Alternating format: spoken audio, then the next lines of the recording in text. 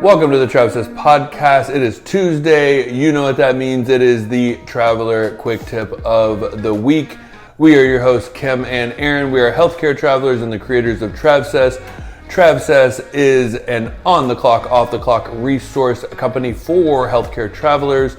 That the on-the-clock is our course Traveler School, and off-the-clock being our Travsessed adventure trips, which we are coming back from Peru, about to head to Bali. Crazy times in the Gibson Travsessed household. Flight crew, please prepare for departure. Okay, so as Kim wants to call it, just the tip.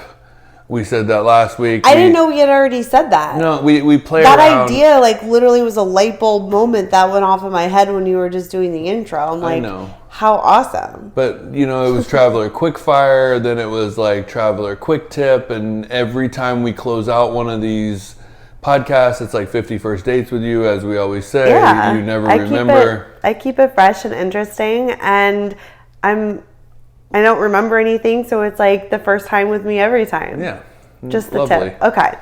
Anyway. So this question, and again, these are quick tips, traveler tips that, or I guess not tips, but questions that we're answering that real travelers are asking in our Facebook group or on Instagram. And this is the place that we are giving accurate, high quality, no fluff, no BS answers from experts. We are experts. We've been traveling for 10 years. We know this industry very well. And so this is the place that we are sharing our insights and expertise. All of our wisdom about all the healthcare traveling things. Yeah. Okay. So the question is, should you get more money on an extension?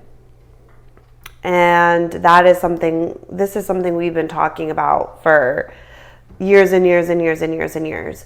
But basically, when you take a 3-month contract, right? Like you're taking a contract for 3 months, and that pay package is built around a particular bill rate, right? And so if you don't know what bill rate is, go back and listen to another episode about what we actually just explained it. Yeah, I think it was in a recent episode. Mm-hmm. Or head over to our Facebook group. Why our Facebook group?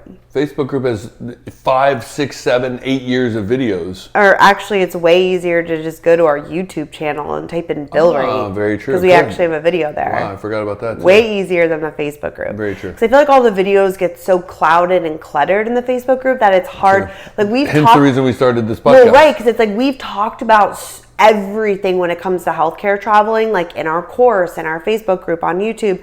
But the videos are everywhere. Well, except our course, because our course is everything from start to finish. But Facebook, it's all over the place. So that's why we were like, well, let's take these small bites and put them in like this one area that it's easy to search for, right? Because I feel like those videos are hard to search for. Anyways, okay.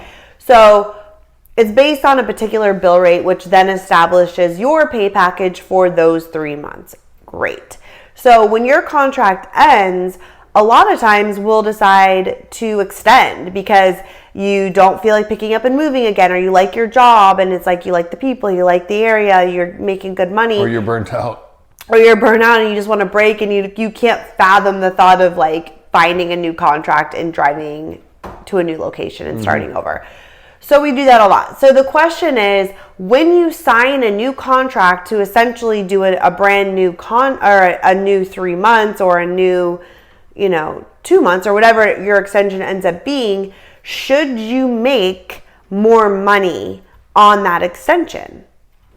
And that's such a great question, and I feel like it's a loaded answer. Always. Just like everything in healthcare traveling. I know. It's not black They're or white. So gray. It's not yes so much or gray. no. So many shades of gray. It is. It's like 50 cent. 50 cent.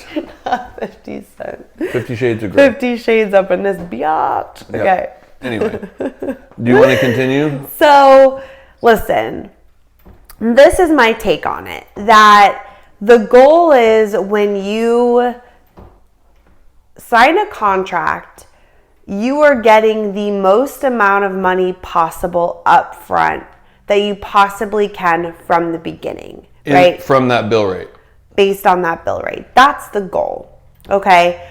So, if you sign a new contract and that bill rate hasn't changed, because you can go and say, hold on, put a pin in that. Yeah, I was going to say don't do pin. that. Don't pull a me. We'll circle back. Yeah, we'll circle back. We don't want to make this messy. But the bill rate is exactly the same. So nothing has changed. There's been no more money added to the pot of cash.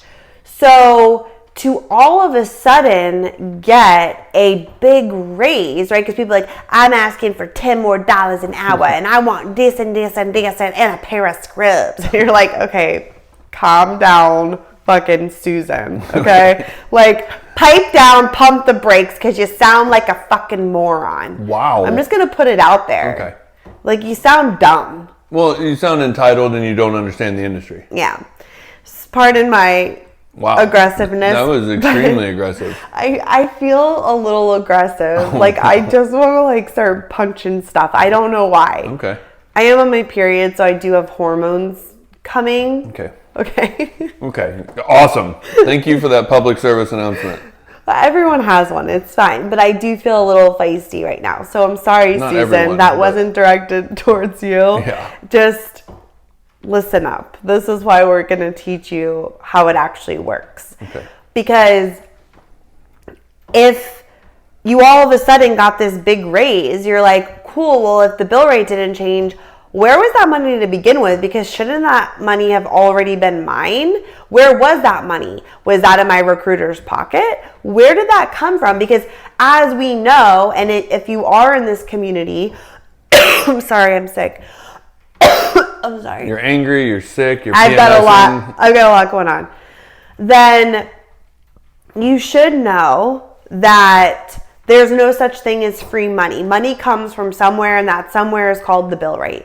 And that's the only place money is going to come from. So that is definitely something that you want to be aware of. If your recruiter is giving you a really big raise on an extension and the bill rate has not been upped, then that money came from somewhere that you're not sure where, but that money should have been in your pocket for those prior 3 months as well. And teaching you, again, listening to this podcast, teaching you that if you're like, I want a $5 an hour raise, and your recruiter without batting an eye says, yeah, no problem, we appreciate you staying with us, and backing it up a little bit more, depending on how you worked your travel assignment going into that first one, if you have travel reimbursement, don't get into that yet, because I'm going to break that down.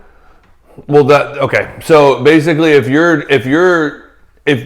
later on when Kim breaks that down, if all of that stuff checks out and your recruiter without blinking an eye says, yeah, I'll give you $5 an hour, as a savvy traveler, you should be looking, the question you should ask yourself is like Kim said, where'd that money come from? And my instantaneously thought is, wow, that is $5 an hour times 13 weeks. You do the math, times 40. That was already money that should have been in your bank account. So now you've just missed out on that amount of money for the 13 weeks prior that you worked if they did not raise the bill rate. Right. And that's wait a minute. Now we need to have a new conversation of where did that money come from? Did you raise the bill rate? And why wasn't I getting that on my first assignment? Yeah. Should be the question. Right. And ways that you can get a raise on an extension is, one, you got a travel reimbursement on your first contract. So say your travel reimbursement was $1,500. Great. So you're not traveling again, essentially, because you're staying in the same place. But that $1,500 is your money. It's in the bill rate. Yes. And so that's great, because now granted, because you're not technically traveling again, you may not get that $1,500 in the form of another travel reimbursement. It might have to be built back into your taxable. But regardless, that $1,500 is yours. Now granted, we've had situations where we've extended and our recruiter had us submit that we like traveled back home. Well, because we took time in between contract extension. Yeah, like a week. We took a time off. Yeah. So we went So home. like technically we went home and then we came back. So therefore we got to qualify for that travel reimbursement again, which is what we wanted because we wanted it to be tax-free. I don't necessarily want my hourly to go up because then you're just paying more taxes. So the more tax-free money you can get, obviously the better. So travel reimbursement, make sure you are getting that back in your pay package in some way. Don't be like us for the first couple of years that we just we never got that bill back into the second extension or the first extension, and we're like, we just thought that money wasn't ours anymore. So that money is yours. Get it worked back into your package. Another thing is, depending on the company and how they do things, but in the beginning, you know, you have your physical and you have your drug screen and you have a bunch of stuff you have to do for like onboarding, which can be a few $100. That's a few $100, so that can go back into your pay package as well. So maybe your hourly goes up $1 or something like that. So there's some wiggle room there. Well, and also thinking if you got any licenses prior to your assignment, those come out of your bill rate. I mean, those are allotted in the bill rate to pay for those types of things. And so making sure that if you did get your license reimbursed through the company, that gets rolled back in to your new pay package because you're not getting that license, you already have it. Some companies too, depending on how they work their pay structure, they might pull money out for your like TB tests and your physical and your drug tests and things like that. Just asking your recruiter, you know, hey, where does that money come from? Is that possibility of being rolled back in because I don't need any prereqs to get into the assignment again? Yeah. And listen, it never hurts to ask for a raise. Like, obviously it's easier for you. You're staying put. It's easier for the facility. It's easier for the recruiter. It works out for everybody. When you extend, everything just stays in place. So it never hurts to ask for a raise. You're also negotiating your time off. You're, negotiating maybe a higher wage for callbacks or something like that, which is outside of the bill rate. Like, that's extra. So there's different things that you can play with. It never hurts to ask, but I think it's just you understanding as the traveler that if you are getting this big raise, that money is coming from somewhere. So it's just something that you want to be aware of, and even asking a recruiter, wow, thank you, I really appreciate that. Like, where did that money come from? Because also too, like, recruiters will put money aside for certain things. Like, they take money off the top for sick days, or they take money off the top for like certain pots if something comes up and they have to cover. So like, there is money that are in these different buckets that they need to use for like backup stuff. So but of course that was taken off of the bill rate from the beginning. But it's like just asking where that money came from. Yeah, I mean, the ultimate goal that you would want to hear is that your recruiter is like, hey, I paid you the max amount possible with the bill rate that we were given in the beginning. So if this extension is about money, let's find you another extension because I don't have any more room to wiggle to give you any more money out of the bill rate, except if we go to the director and ask for a bill rate increase to give you that raise because you are doing them a favor and they do want you and you did have good rapport with everybody. And so I'm willing to go to back to the account manager and ask if they're willing to raise the bill rate to cover a raise. Like, that's the answer you want to hear. And yes, and that's a great avenue too, is if they do say that and then asking them, it never hurts to ask the facility, I'm staying, I'm a great traveler, they want you to stay. Are they willing to raise the bill rate? So then therefore it raises your pay package. You're making more money. You're happy. They're happy. That's also a really great tactic too. Well, yeah, and also your recruiter ends up making the same because, there's some recruiters that will actually say, if you need this raise and you want to stay, it's good for me. So you know what, I'll take a little bit less. That's very rare to happen, but it does happen. So it's just about really understanding that if you are getting a raise, really understanding where your money comes from. That way you can learn and you can hear, where that money's coming from your recruiter. And actually you can tell when they start like, you're like, okay, like, wait a minute, like, I could have had this money from the beginning. And so it's a good way to build rapport and understand the relationship you have with your recruiter as well. 100%. So I think that pretty much sums it up. Sums it up. Had a little bit of aggression, had a little, emotion. It was a little coughing. I will say too, the last thing is that also balancing out too with an extension. They do say, hey, we can't really give you much more money, but they gave you your reimbursement back and a couple $100 for the other stuff, whatever.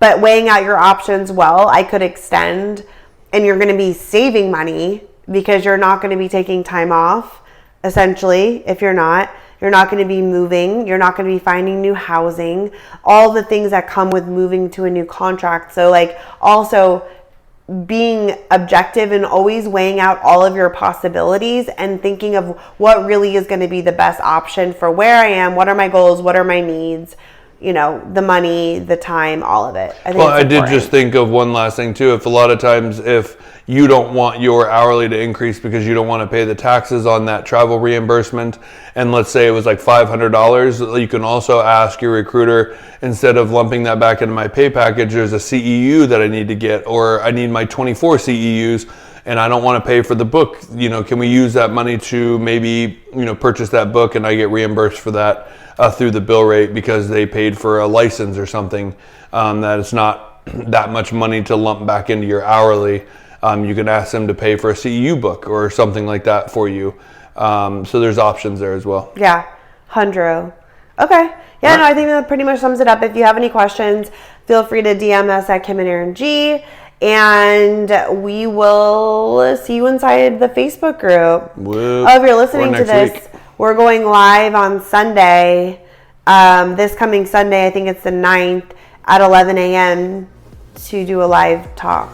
So if you want to come, hang out with us, bring a cup of joe, you can ask questions, and we'll see you then. Yep. Deuces. Bye.